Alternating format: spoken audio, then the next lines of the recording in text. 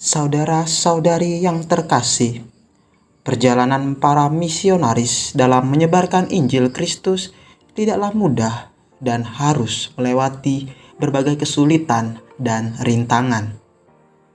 Namun mereka percaya bahwa Roh Kudus sendirilah yang akan menyertai mereka dan segala jerih payah mereka pasti akan membuahkan hasil. Dan benar saja, apa yang mereka tanam itu pula lah yang akan mereka tuai. Gereja di Semarang tumbuh dan berkembang, terutama dalam bidang pendidikan, di mana banyak guru dan tenaga pengajar pendidikan yang telah lahir membantu dalam mengembangkan iman umat. Di samping itu, banyak imam-imam yang lahir dari pendidikan seminari. Merekalah yang sekarang menjadi buah-buah para misionaris dalam menggembalakan umat. Maka, kita sebagai warga Katolik, mari kita jaga warisan iman yang telah disemai oleh para misionaris. Dan kita ikut serta dalam menggarap kebun anggur Tuhan ini dengan menjadi nabi-nabi di zaman ini. Sejarah awal kekatolikan di Keuskupan Agung Semarang terjadi pada tahun 1640 ketika dua orang imam Dominikan, yaitu Pater Manuel de Saint Maria OP dan Pater Pedro de Saint Joseph OP, mendapat sebidang tanah dari Sultan Mataram untuk tempat melayani umat Katolik yang terdiri dari para pedagang Portugis di Jepara. Belakangan, komunitas awal itu tercerai-berai di bawah kekuasaan VOC Belanda. Pada tahun 1808, Semarang merupakan stasi dari Prefektur Apostolik Batavia yang dilayani oleh Pastor Prinsen. Pada 1818, Pastor Prinsen ditarik ke Jakarta dan diangkat menjadi Prefek Apostolik Batavia.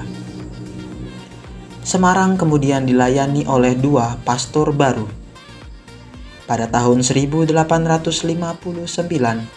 Ambarawa menjadi stasi baru dengan datangnya imam-imam Serikat Yesus.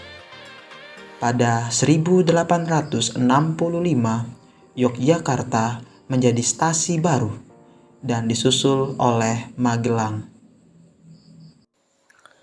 Saudara-saudaraku yang terkasih, telah kita dengar ulasan tentang masuknya misionaris ke Tanah Jawa, tepatnya di Semarang. Lantas, bagaimana dengan benih panggilan pribumi di Tanah Jawa? Butuh waktu 146 tahun, dari tahun 1865 sampai 1991. Pada tahun itulah lahirlah Seminari Menengah Mertoyudan.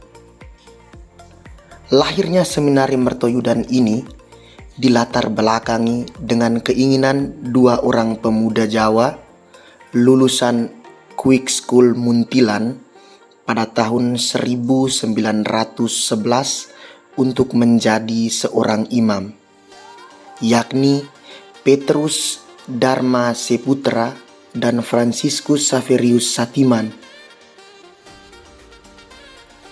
Pada November 1911, mereka menghadap Romo van Lith SY dan Romo Mertens SY untuk memohon agar diperkenankan belajar untuk menjadi seorang imam.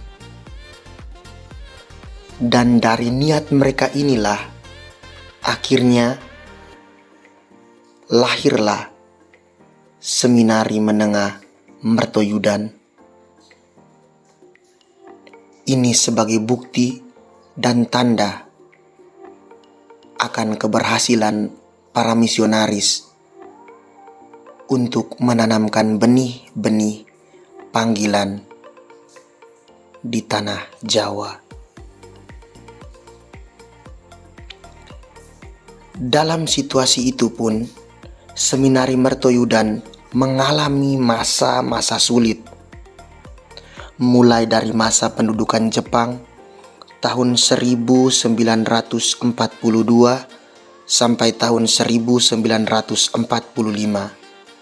Sekolah Mertoyudan digunakan Jepang sebagai sekolah pertanian no Gakko.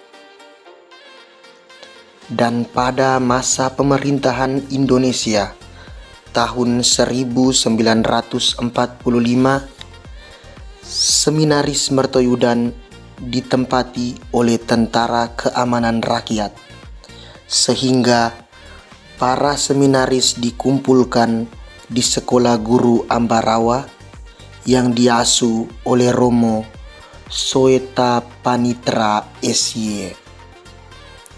Dan dari tanggal 17 Juni 1946 sampai 18 Desember 1945,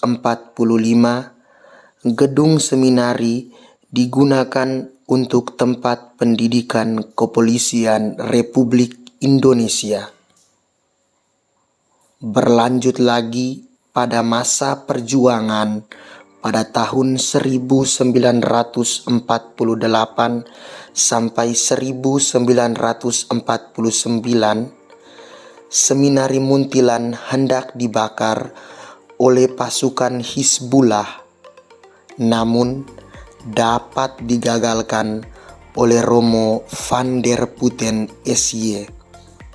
Tetapi sayangnya, momen itu sebagai hari terakhir hidupnya Romo van der Putten.